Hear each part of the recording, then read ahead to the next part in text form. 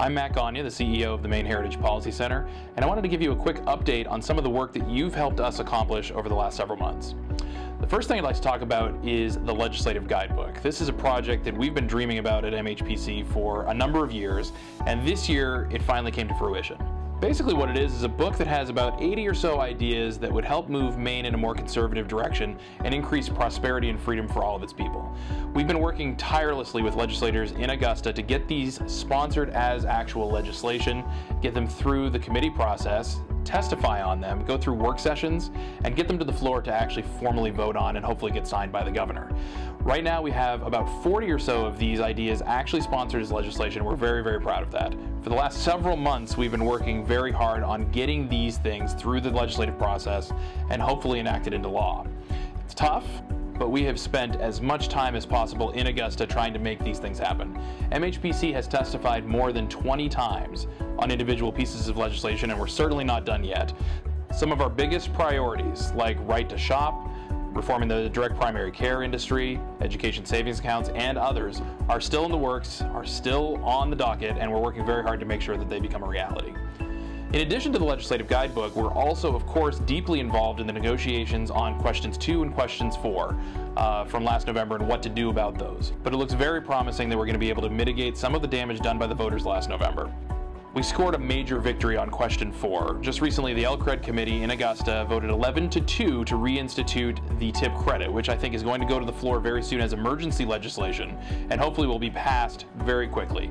This is not all the work we have to do in Question 4, because the entire question from top to bottom, of course, is damaging to the Maine economy, but it's a major step in the right direction to get us back on track and help the people in Maine, particularly servers and restaurants, get back the livelihood they were able to have earlier before this question was passed. Question 2 is ongoing, of course. It is probably the most difficult lift we have all session.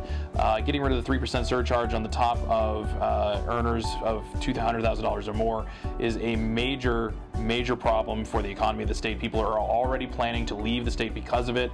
It is going to have negative consequences that frankly we don't even understand right now, but at the very least thousands of jobs will be lost, and a great deal of money that was circulating in the Maine economy right now will no longer be circulating in the Maine economy because people will be living in New Hampshire, Florida, and other states as a result of this. I think based on the negotiations that I've seen happen, the conversations I've had with lawmakers in Augusta, I think we're making progress towards getting a full repeal of the 3% surcharge.